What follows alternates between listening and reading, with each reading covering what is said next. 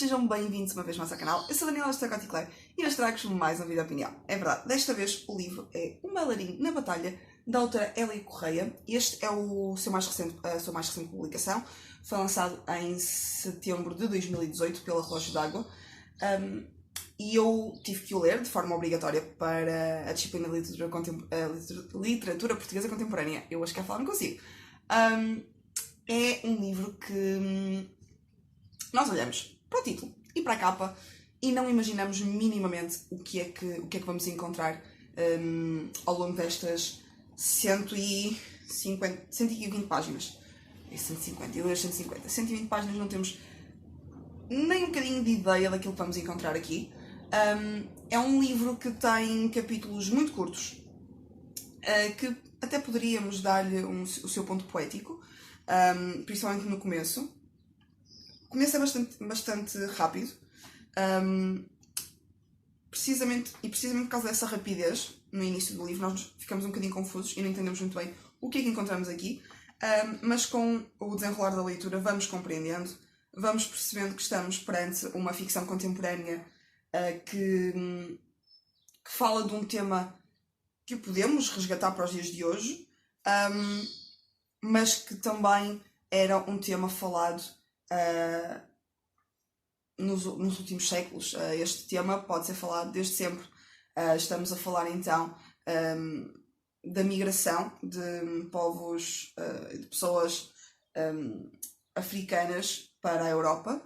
Realmente as travessias migratórias nos desertos e mesmo através de oceanos e tudo é um tema bastante atual, apesar deste livro ter muitas referências bíblicas e de séculos passados. Tem várias referências, mas é uma história bastante contemporânea e bastante atual, uma ficção que requer bastante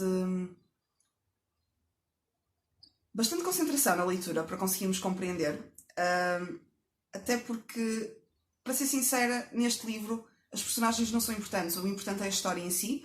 As personagens são secundárias.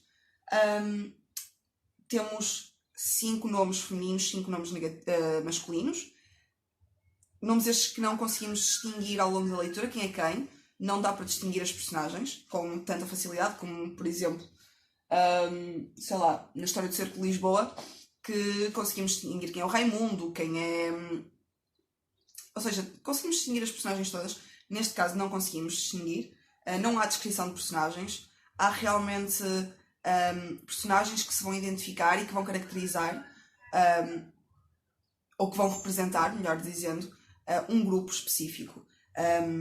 Esta travessia específica é uma travessia feita no deserto por um grupo de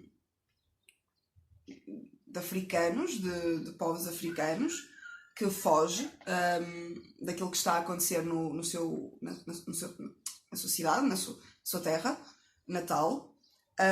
E dentro deste grupo de pessoas temos mulheres, crianças, velhos, temos também inválidos e depois aquilo a que se chama de cobardes, ou seja, todos aqueles que não foram capazes de estar na frente de batalha, apesar de que neste livro temos mulheres que são muito mais corajosas que alguns homens e que têm muitas mais capacidades. Então nós vamos acompanhar a travessia. Esta é uma travessia com obstáculos muito complicados que eles têm que ultrapassar, desde fome, sede, tempestades de areia, calor indescritível, e tudo isso faz com que estas personagens comecem a perder aquilo que os ligava à humanidade. As mulheres largam os véus. A divisão que existia inicialmente, estamos a falar de uma divisão primeiro feita entre homens e mulheres, deixa de ser feita dessa forma e passa a ser uma divisão por família. Isto leva-nos a perceber que há um aproximar de um povo africano daquilo que é a sociedade europeia, uma sociedade que, na visão deste livro, está solta de preconceitos, solta de cultura. Literalmente aquilo que nós vemos é que estas personagens abandonam a sua cultura, abandonam a sua civilização, abandonam os preconceitos, os costumes e ao mesmo tempo abandonam a humanidade. Eu quando digo que eles abandonam a humanidade, estamos a falar de personagens que se vão tornando cada vez mais animalescas, mais, com mais características animais. Há aqui um momento logo no início nas primeiras páginas do livro, que eu queria ver se...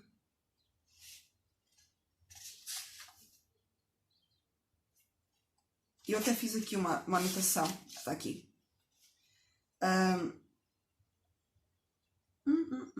Ok. Tem aqui a última frase de um dos capítulos, na página 34, diz o seguinte. Aua. Lá está, são nomes muito estranhos que é muito difícil de identificar. Forçou a velha a parar. Disse. Comemos carne humana. Agora somos feiras. Disse Aya. Ou seja, temos aqui a representação do canibalismo, desta transição do humano para o animal. A ideia de que num momento de desespero eles seguem o caminho que sentem que é o mais indicado para sobreviverem. Estamos a falar de um grupo, de um povo que não desiste de chegar à Terra Prometida. Isso é uma das coisas que nós nos apercebemos logo no início do livro. Dá a sensação de estarmos a ler até excertos da Bíblia, quando se fala da Terra Prometida, da travessia, dos obstáculos que eles têm que ultrapassar. Tudo isso dá a sensação de estarmos a falar um pouco de excertos bíblicos, etc., que não tem nada a ver. Mais para a frente é que o vamos perceber. E apesar destas personagens abandonarem, lá está, aquilo que conhecem da civilização, da humanidade, já para o final, quando essas dificuldades, quando esses obstáculos começam a melhorar, ou seja, deixa de haver fome, deixa de haver sede, deixa de haver um medo de confiar no outro, começam a recuperar os seus costumes, a sua cultura, e começam a entranhar-se um pouco mais numa sociedade mais fechada entre eles. Então confiam primeiro neles e só depois nos outros. Volta a existir, lá está, a separação de homens e mulheres. Lá está. Aquilo que nós de certa forma encontramos é uma narrativa circular, que começa de uma maneira e vai terminar da mesma forma, neste caso em relação aos costumes dos personagens e não àquilo que aconteceu, não ao percurso que eles percorreram, mas àquilo que eles acreditam. E é realmente um livro complicado de ler. É um livro que requer tempo, atenção, uma noite bem dormida, que foi algo que não me aconteceu comigo. É preciso ter um papel ao lado e anotar. É preciso ter a mente aberta para ler este livro.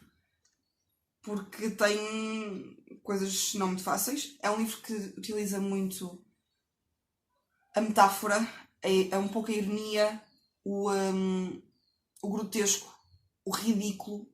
Está muito presente neste livro. Eu até acho que aqui se calhar não sei até que ponto é que temos aspectos, por exemplo, do surrealismo. A parte de acreditar no sobrenatural está muito presente também, quando acreditam que o velho e depois uma criança é capaz de ver mais além, tem o dom da visão, etc. Por isso acho que podemos pegar um bocadinho em características surrealistas e inserir neste livro. É realmente um livro complicado de ler e eu infelizmente tive que o ler à pressa e se calhar por isso é que eu não consegui dar-lhe uma nota mais alta. Eu acho que ele merece realmente uma boa pontuação e eu dei-lhe 3 estrelas, não consegui dar mais porque tive que fazer a leitura a correr, literalmente. Eu li este livro ontem em poucas horas. Devo ter lido em 2 horas e meia, mais ou menos, 3 horas, não mais que isso. Porque tinha mesmo de ser, hoje tinha exame e poderia ser este livro. Nós estávamos a contar, na realidade, que saísse este ou a História do Cerco de Lisboa, que não saiu. Saiu o Delfim, que eu já não me recordava quase nada do livro. E então foi uma leitura muito depressa, sem concentração, porque a realidade é essa, com muito cansaço à mistura, muito café à mistura. Aqui está. Muito café à mistura para me conseguir manter acordada. E infelizmente não consegui desfrutar da leitura. E quando isso acontece eu fico muito triste, porque apesar de serem leituras obrigatórias, era um livro que eu queria realmente a ler e gostaria que tivesse corrido bem a leitura, que não correu, mas pronto. É um livro que eu vos aconselho. É pequenino, não é muito grande realmente, e eu acho que muitos de vocês iriam gostar. Apesar de ser uma leitura obrigatória para a faculdade, não é um clássico, é um livro contemporâneo, é uma ficção contemporânea. Não é difícil de ler. Para vocês terem uma ideia, a letra é grande. Vem aí? Ok. A letra é grande, os capítulos são curtos. Por exemplo, este capítulo tem 3 páginas e meia. É realmente curto. São 120 páginas e vale realmente a pena. Aconselho-vos a lerem. Porque está bom, a história é boa em si. Eu é que, pronto, infelizmente não consegui agarrar-me à leitura, não consegui adorar este livro e por isso é que não lhe consegui dar as 5 estrelas. Por isso, espero que tenham gostado, espero que leiam este livrinho e se gostaram do vídeo coloquem like, subscrevam o canal, carreguem no sino para receberem todas as notificações e vemos no próximo vídeo. Tchau!